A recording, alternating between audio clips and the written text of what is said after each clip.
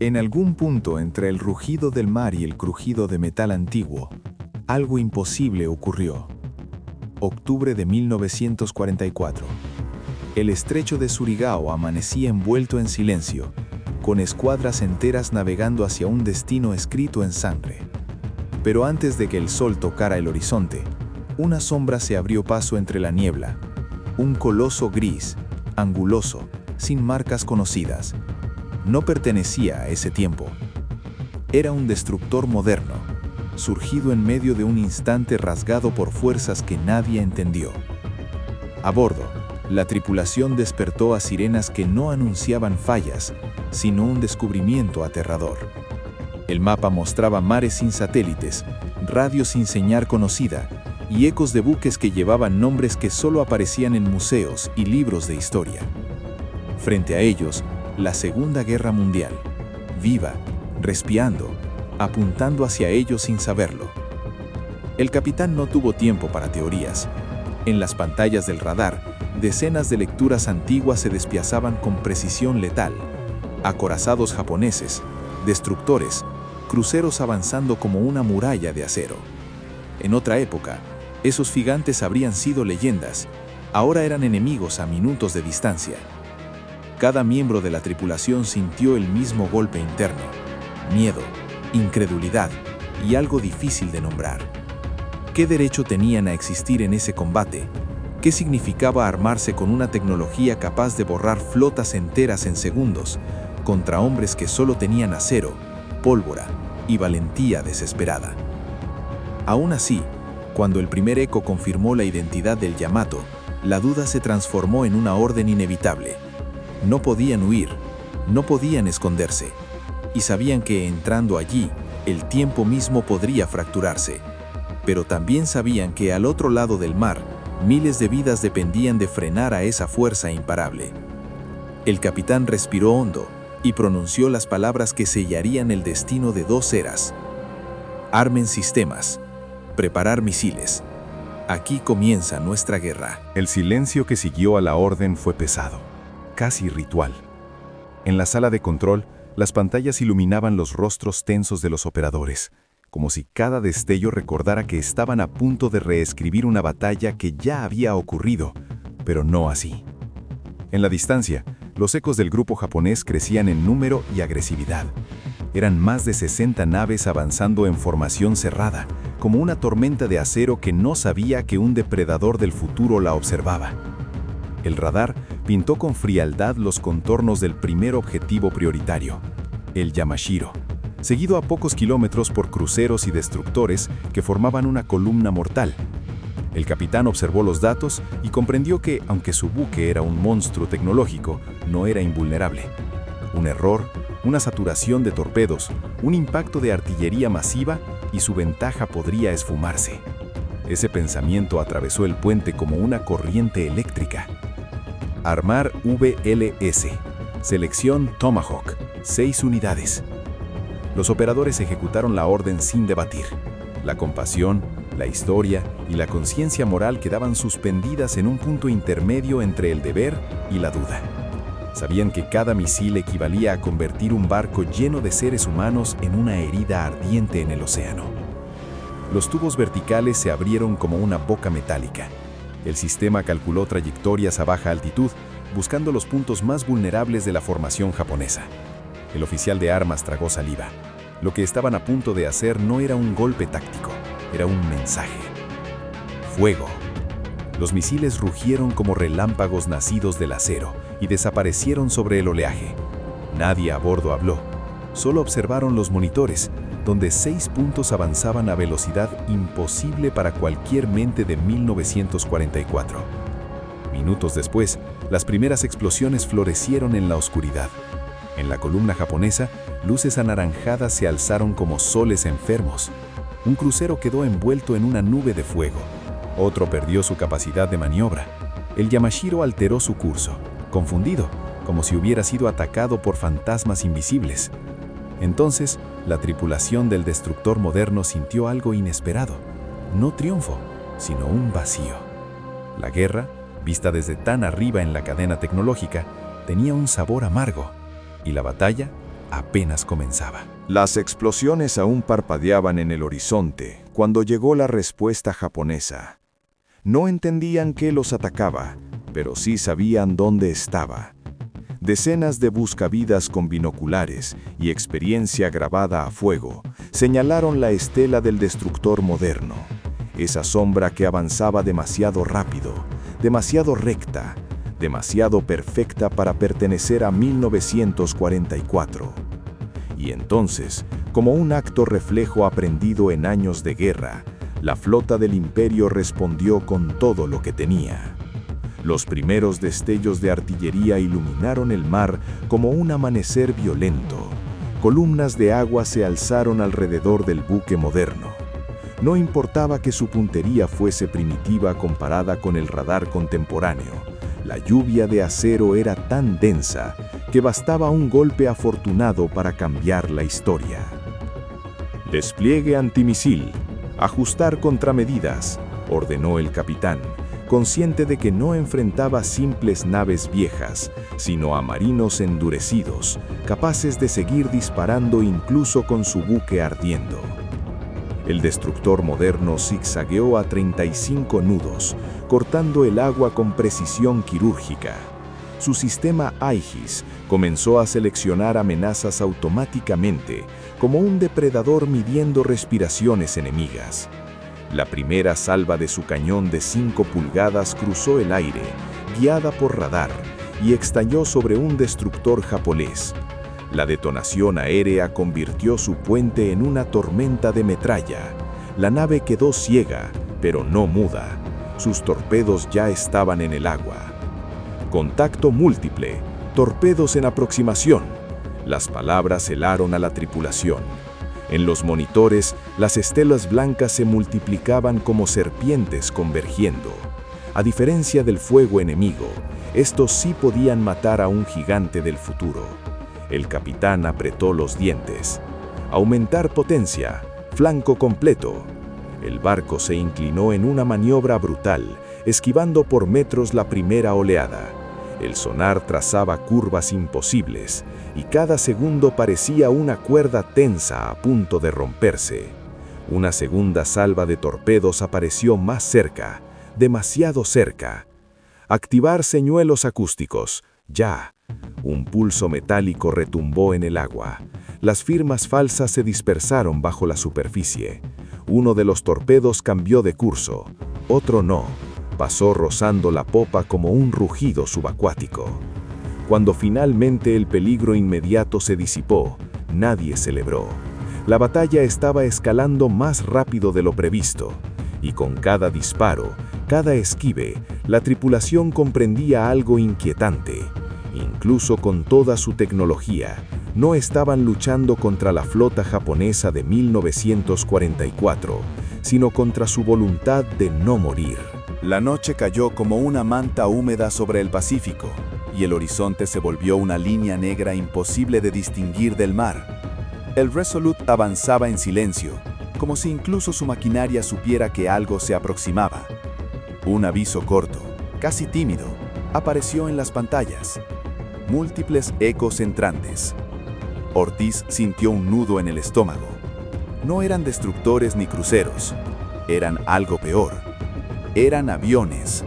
Cientos. Un enjambre que no debería existir en 1944 sin haber sido detectado horas antes. Aviones kamikaze, caza cero, bombarderos Bal, todos mezclados en un ataque masivo que reescribía cualquier manual de guerra conocido. «Ellos no saben qué somos», murmuró Brooks, «pero sí saben que somos una amenaza». Las sirenas estallaron. La tripulación corrió a puestos de combate. Aiden se movía con una precisión casi automática, pero su cerebro ardía. Estaban a punto de descargar sobre máquinas de hélice un poder aéreo diseñado para misiles hipersónicos. No era una batalla, era una ejecución. «Lanzad ESSM, CWIS en automático, radar de barrido total», ordenó. El cielo estalló. Misiles que jamás debieron existir en esa época rasgaron la oscuridad y pulverizaron formaciones enteras. El sistema Phalanx giraba como un depredador metálico, vomitando fuego blanco. Aviones se incendiaban, explotaban, caían como lluvia ardiente. Durante un segundo, la tripulación creyó que la superioridad tecnológica lo resolvería todo. Pero no. Entre tanta destrucción, un Zero solitario quebró la defensa. Una grieta mínima, un ángulo muerto. Se lanzó en picada, directo al casco. Brooks gritó una coordenada. Aiden giró el buque con violencia. El impacto no fue directo, pero la explosión lateral sacudió al Resolute como si una mano gigante lo hubiese abofeteado. Luces rojas, alarmas, el olor a cable quemado. Y por primera vez desde que apareció en 1944, el Resolute sintió miedo. El eco de la explosión aún vibraba en las paredes cuando la cubierta se llenó de un humo denso y químico.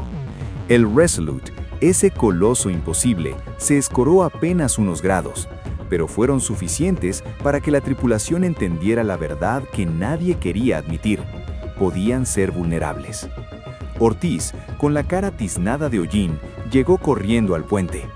«Tenemos fuego en el sector Delta, daños menores en el sistema eléctrico y una sección inundándose. Nada crítico, pero si otro kamikaze encuentra un ángulo parecido, no la contamos». Aiden asintió, pero no escuchaba del todo. Su mente estaba atrapada en una idea que lo inquietaba más que cualquier avión enemigo. No estaban peleando solo contra Japón de 1944, estaban peleando contra el peso de la historia misma. Cada misil disparado, cada piloto derribado, era una alteración irreversible. El radar volvió a latir. No eran aviones esta vez, eran señales grandes, muy grandes. Una flota. La primera flota móvil japonesa avanzaba hacia ellos, encabezada por los portaaviones Shokaku, Suikaku y Taiho. Una línea completa de acero, impulsada por órdenes que no contemplaban la rendición. Brooks tragó saliva. «Con nuestro armamento podríamos hundirlos a todos antes de que lancen un escuadrón». «Sí», respondió Aiden, sin emoción, «y podríamos borrar décadas de decisiones humanas en una noche». Un silencio incómodo. La guerra se había vuelto un dilema moral con el peso de un continente. Ortiz rompió la tensión. «Capitán, ¿cuál es el plan?» Aiden caminó hasta la ventana frontal, donde el océano se extendía como un abismo oscuro. Si atacaba primero, destruiría la flota más poderosa del Japón imperial, salvaría miles de vidas aliadas, pero también convertiría al Resolute en un monstruo temporal, una anomalía sin control. Finalmente habló, con una calma que parecía prestada. «Nos acercamos, sin armas, sin provocación. Quiero ver si la historia quiere ser cambiada, o si intentará resistirse». Nadie dijo nada, porque todos entendieron que estaban a punto de enfrentar no solo a una flota enemiga, sino al destino. La madrugada llegó como un suspiro helado. La línea del horizonte reveló, poco a poco, las siluetas colosales de los portaaviones japoneses. Eran gigantes de otra época, avanzando con la determinación fatalista de quien ya aceptó que quizá no verá el amanecer. El Resolute redujo velocidad, motores al mínimo, radar activo pero misiles inertes. Aiden había dado la orden más difícil que un capitán podía pronunciar. Nadie dispara primero. La tripulación contenía la respiración.